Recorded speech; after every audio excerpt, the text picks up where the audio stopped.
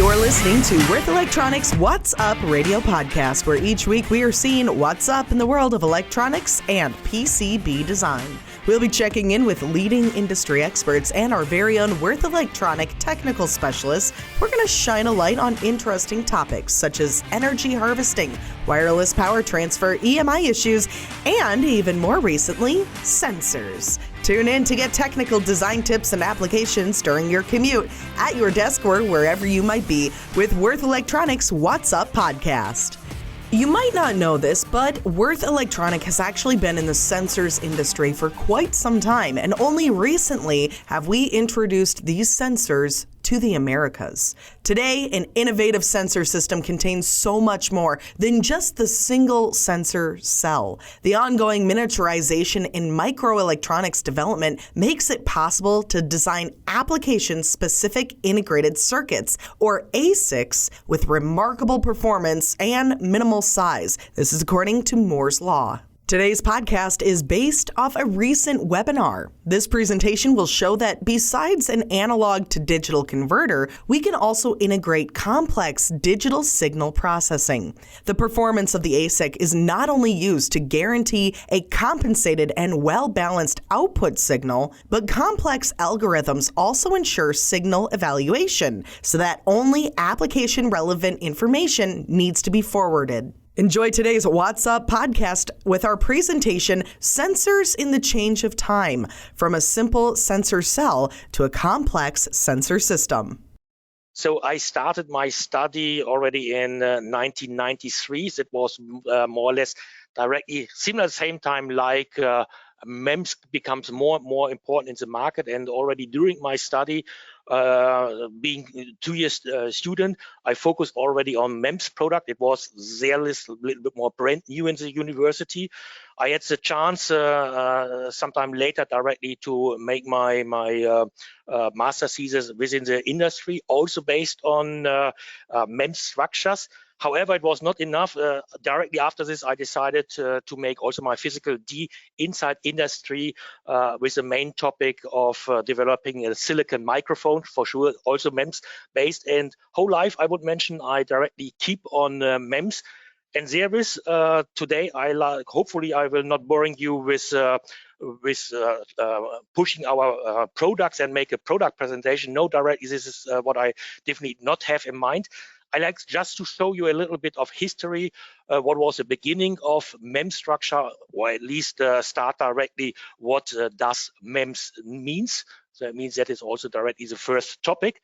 And then also goes a little bit in the history. So that means how sensors change over the last, I would mention, 20, 30, 50 years. Then also explain a little bit more about the measurement technology. So that means how, or let's mention that way, often I heard from customers, if they look at our sensors of a directly size of 2 by 2 millimeters, how could it happen that this small piece of silicon is able to do a lot of measurements and so on. So that means also give you a little bit of insight how it looks inside such kind of small sensor systems. And then last but not least, a little bit of where we are today and what might even become in the future with fusing. So that means that meanwhile sensors also becomes more intelligent and just a little bit much more than just measuring physical environmental conditions. But however, let's start. What does MEMS mean? So that means this is something I'm pretty sure everyone knows. This is an electronic system. Typically, here electronic engineers takes care about it, but for sure there's also huge competition for electronic engineer, typically called by the mechanical engineers. I like this very good relationship typical electronic engineers have with mechanical engineers. However, there was a time where we have to think about why not able to combine both of our products. So that means electronic combines with mechanical systems. And this is directly where MEMS stands for. So that means this is a shortcut for micro electromechanical systems. What's behind the picture hopefully presents much clearly. That means we have typically the electronic here in the picture as a kind of ASIC, and we have mechanical structures.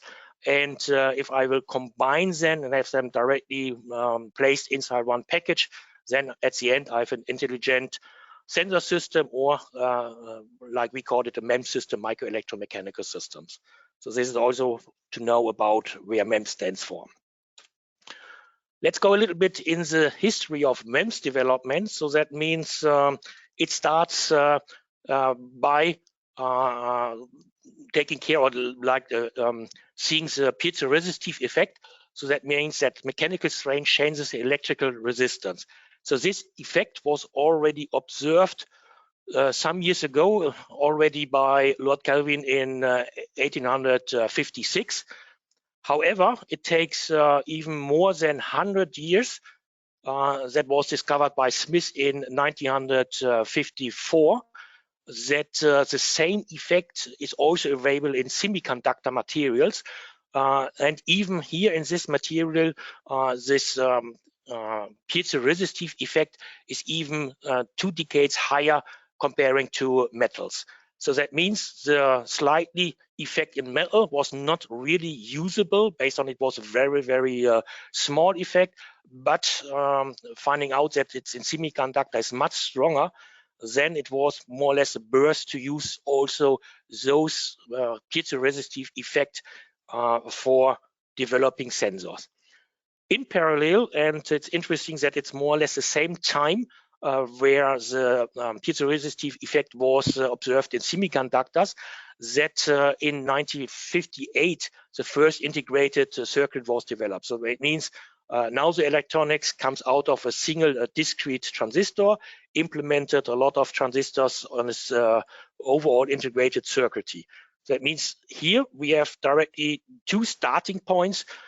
First, the mechanical effect, the piezoresistive effect in semiconductor material, and in parallel to have the possibility to develop integrated circuits in the same material. However, it takes a lot of time that people come to the conclusion, well, let's combine those 2 effects. So that means finally in the 1970s, there was the first presentation of micromechanical pressure sensors where both systems, so that means the piezoresistive effect to measure the pressure combined with electronic circuitry to have at the end a stable output signal indicating directly the pressure what is measured by the sensor. So, but I just introduced in that there is inside semiconductor a strong effect for the piezoresistive effect, but how to set up here with this effect finally a sensor. So that means we have to take care about mechanical structures that directly support this piezoresistive effect.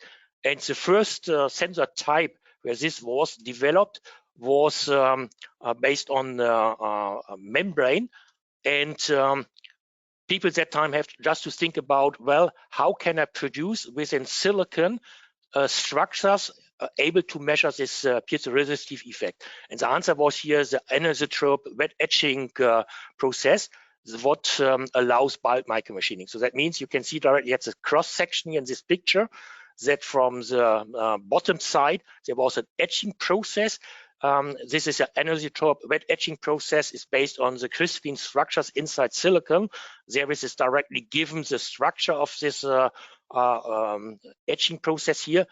However, finally the target was to stop early enough the etching process that at the end we still have a very thin membrane inside this silicon die. And now if we will have pressure from the top side, for sure there will be a deflection of this thin membrane, and there are well-defined areas inside the membrane where we have a very huge mechanical stress. This is directly pointed out here by the areas. So that means if we place in this area directly piezoresistive areas, there is we can completely measure whenever the membrane will be deflected. So that means this is more or less a base principle that time developed for pressure sensors. But in parallel, there are also other physical effects we like to measure. As a second example, I like to give you how that time it was done with acceleration sensors. So that means similar the same processes have been taken. So that means again the anisotropic wet etching process However, in a slightly different way, still with backside etching, but at the end, the processes are controlled in that way that we still have a huge mess and a smaller part, similar, comparable with a membrane for pressure sensors, but here just as a connection to the mass. And now you can imagine whenever I will have acceleration based on the gravity, the mass is deflected, and we will bend this thin silicon area. And if we place again in the most stress area the piezoresistive parts, then we have also here the possibility measuring the change of the piezoresistive, the piezoresistance in case the mass is deflected. So that means here you can see that with more or less the same principle, even the same processes, anisotropic wet etching, that time it was possible to set up different sensors like pressure sensors and also acceleration sensors.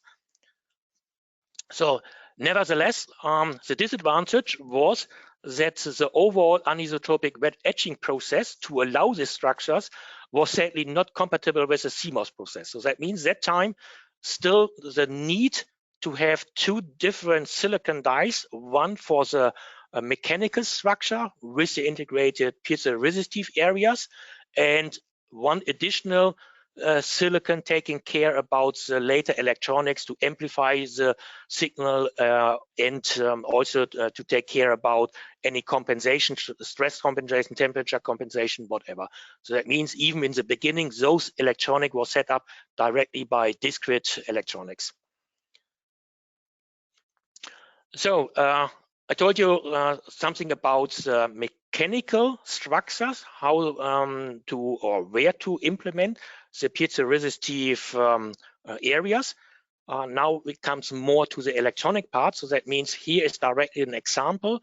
When I place 4 different piezoresistive sensor elements within one membrane, this takes it, for example, as pressure sensors, then there are certain area in the brain where we have the stress in the one direction, and other areas where we have the stress in the vice versa direction. And if we combine these 4 sensors to a typical well-known Wheatstone bridge, then we can take the bridge signal here, the output voltage, directly as an indication for the mechanical stress, and the mechanical stress finally is an indication of the deflection, in this case of the deflection of the membrane of a pressure sensor. So that means the Wheatstone beams then finally gives us the information, but however still untrimmed, or if that time the development starts also to start with laser trimming. So that means this was a very costly process.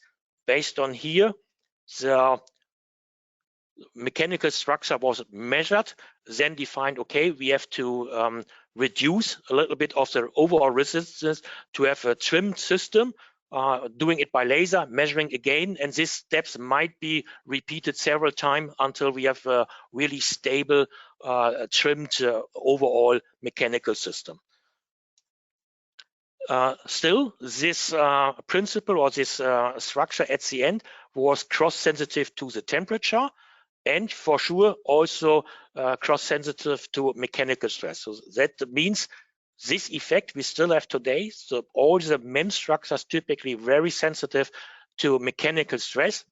Based on this is typically the measurement principle, but however, with a wrong placing on your PCB of these small sensors, and with a bad layout, you might produce a lot of mechanical stress from the outside, what typically is not your interest. You like to measure directly the physical value where the sensor is set up for.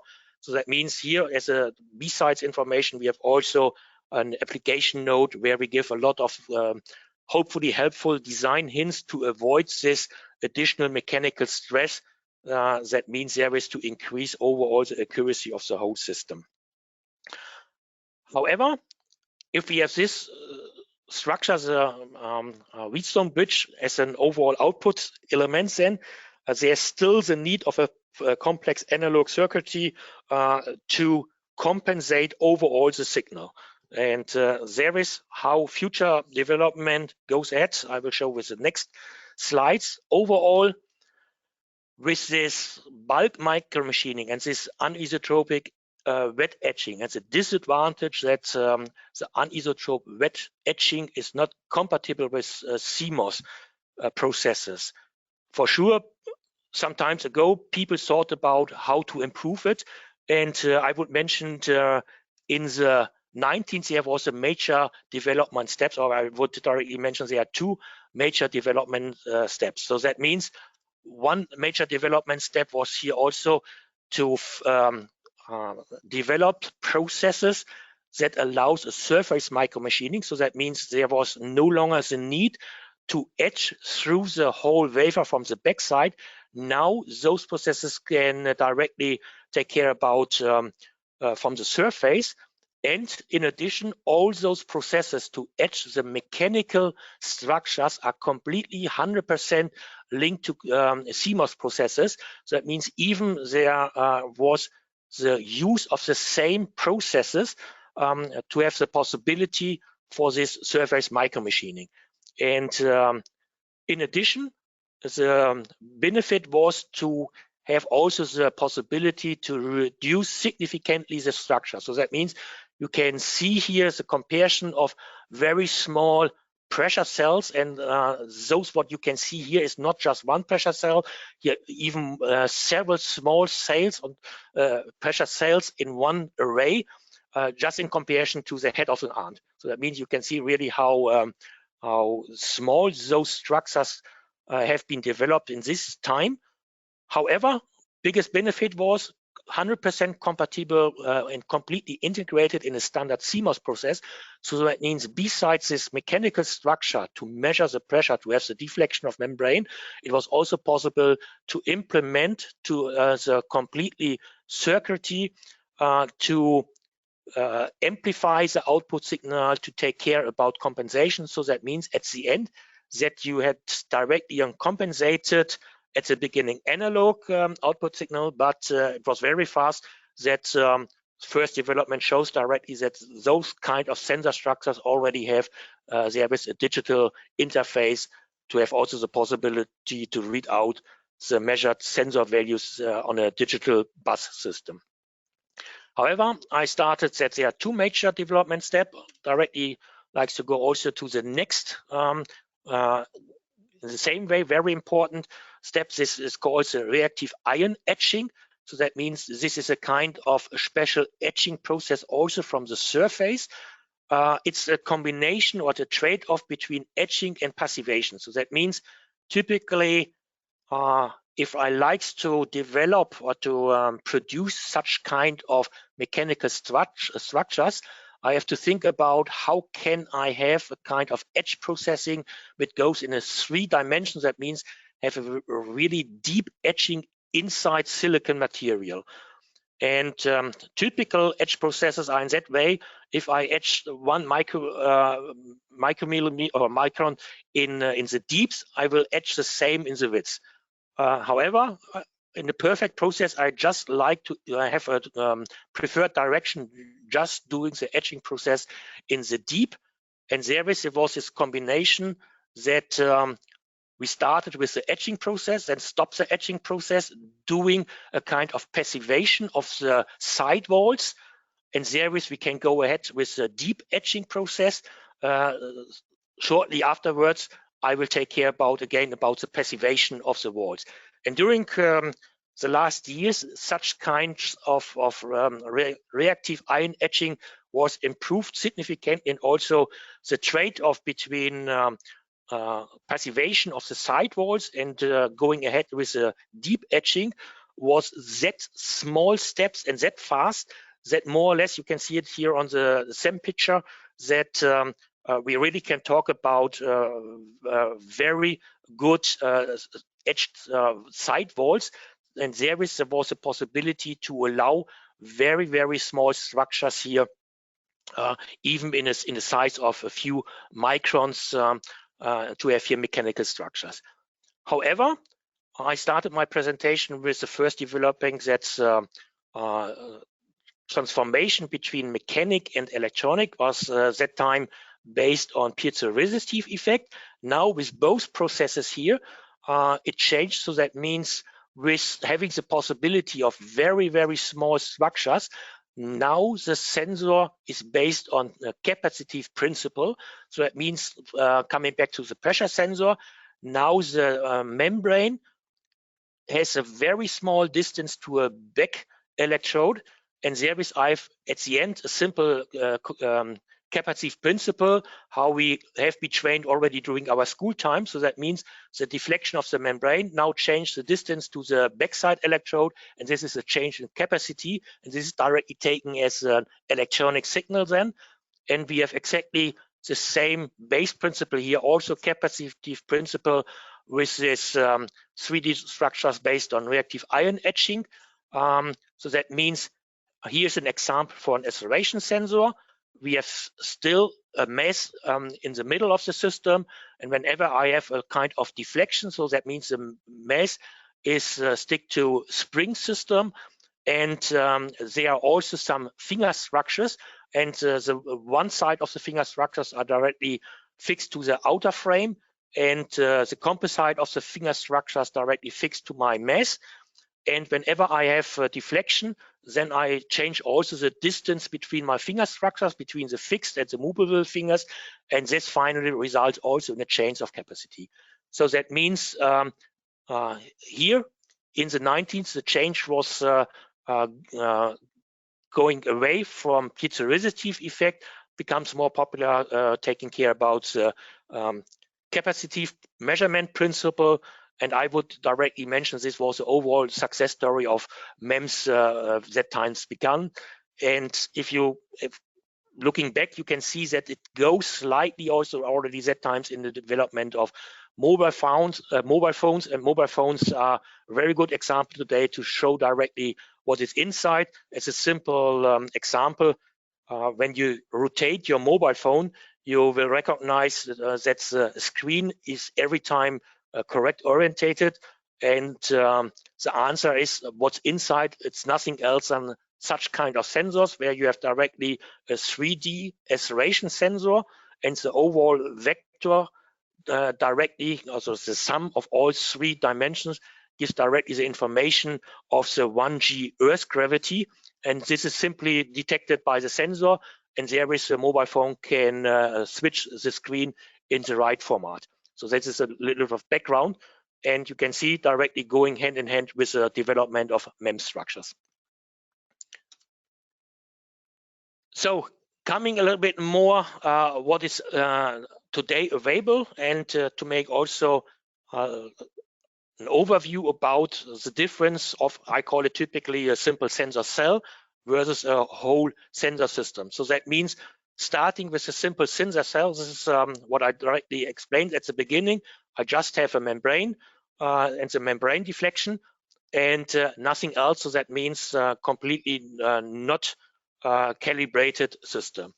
However, in the market still available, there are also this kind of sensor cells, including an amplifier. So then we are talking about an amplified system. So that means makes it already a little bit easier to connect to other electronics. For example, with a good amplification integrated, you can connect directly to an ADC of a microcontroller and then take care about your own compensation algorithm to have a stable output signal, not just with room temperature, but over a whole specified temperature range, but also mostly best case, a little bit of stress compensated, that any mechanical stress from the outside will have not that much influence of the overall sensor system. However, it's not stopped directly at this point. We are already much more ahead. So that means what is today integrated in a sensor system is more that what I show here in a block level diagram. So that means after the signal is already pre-amplified, typically inside the sensor, the signal is also digitalized. And inside the sensor, there's also a small microcontroller, typically set up specially for the task. We call it then a digital signal processing unit. And with this digital signal processing unit, there's a possibility to calibrate, to compensate the overall system.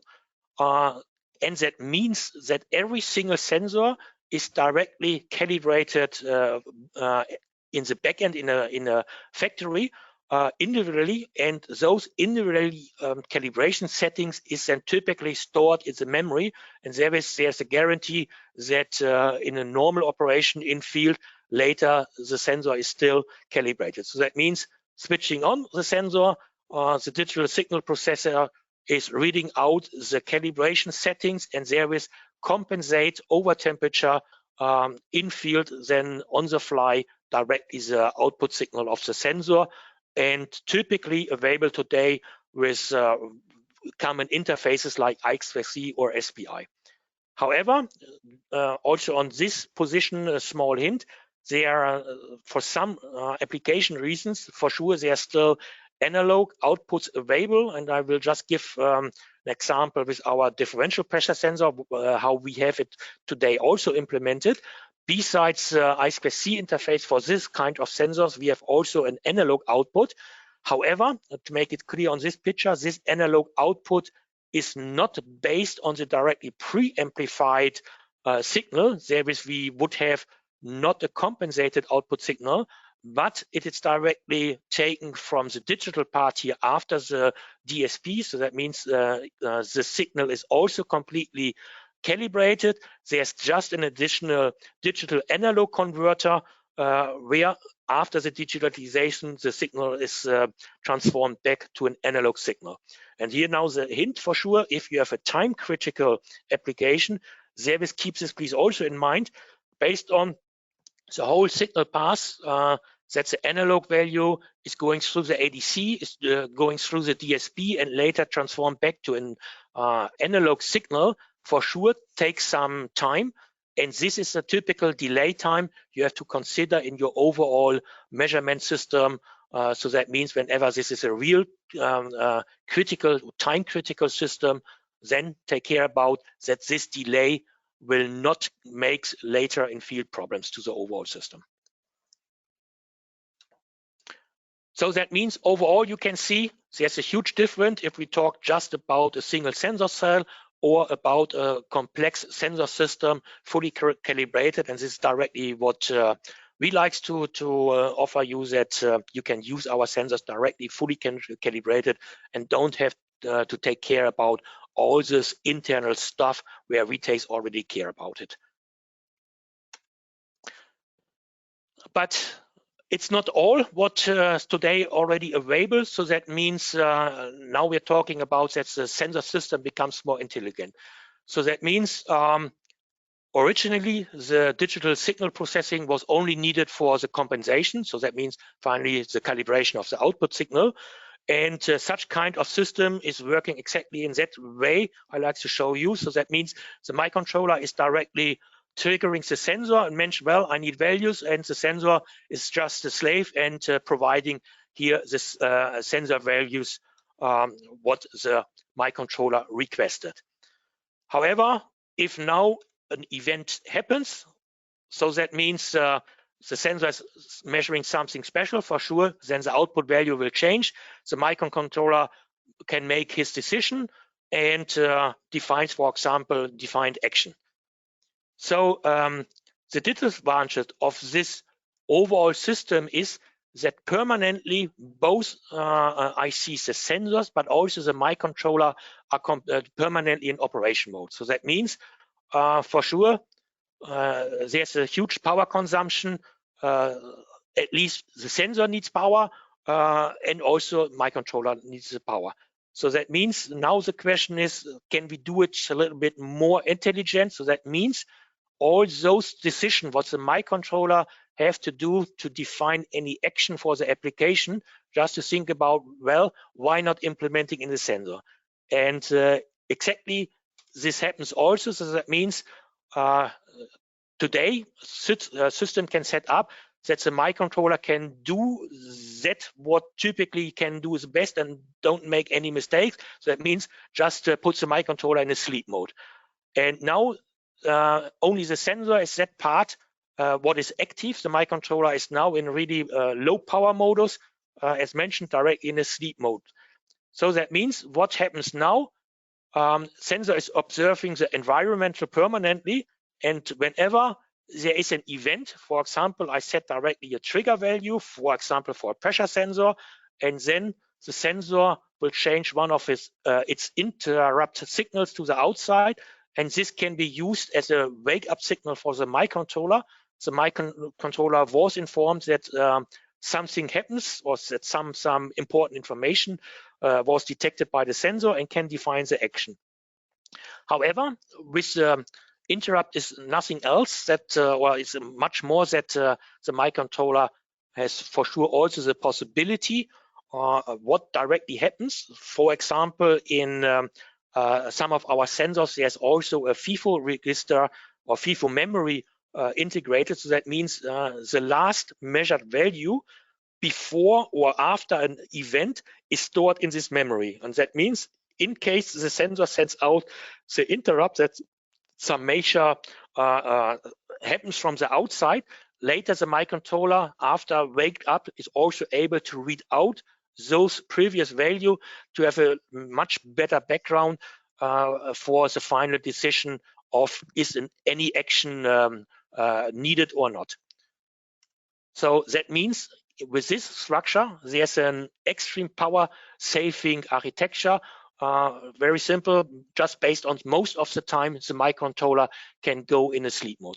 We'll just add one interesting application, what some customers are doing with our acceleration sensor. So that means this 3D acceleration sensor, we have some of this algorithm integrated. So one of this algorithm is to detect free fall.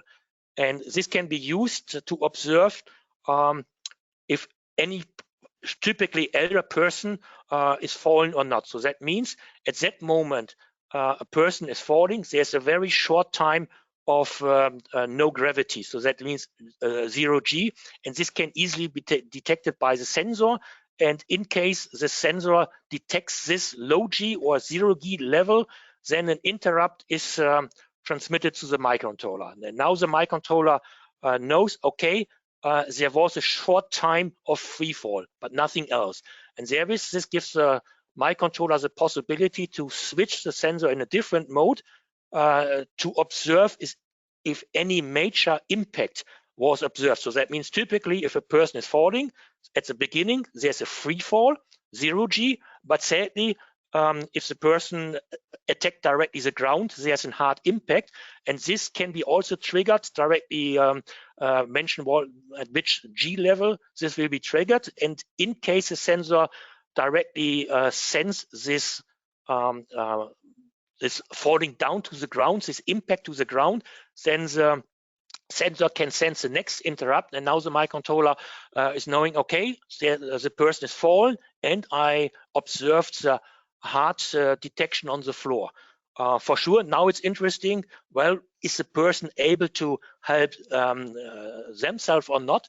And there is, the microcontroller can switch in a third mode, the sensor, directly to observe is after this hard impact, any additional movement in a lower G range is still available or not. Based on this is a clear sign. Is the person still lying on the floor and no longer able to do any movements, or is the person able to stand up again and there's no need for any additional add? So that means here with the third mode, finally then the microcontroller can directly make the decision if any action, for example, making an emergency call is necessary. So just give you that as an example where with this integrated intelligent algorithm, the sensor can directly support your application to make it really low power consumption and have already the possibility using this algorithm from the sensor side that no longer every algorithm has to be implemented directly in the microcontroller. This podcast was taken from an updated Worth Electronic webinar. To view the materials and replay the webinar on demand, visit www.we-online.com/webinars or click the link attached in this podcast. You can learn more about sensors and find our complete sensor portfolio by visiting Worth Electronic online. You're listening to Worth Electronics What's Up Radio podcast, where each week we are seeing what's up in the world of electronics and PCB design. We'll be checking in with leading industry experts and Worth Electronic technical specialists who are going to shine a light on interesting topics such as energy harvesting, wireless power transfer, EMI issues, and so much more. Tune in to get technical design tips and applications during your commute, at your desk, or wherever you might be with Worth Electronics What's Up podcast.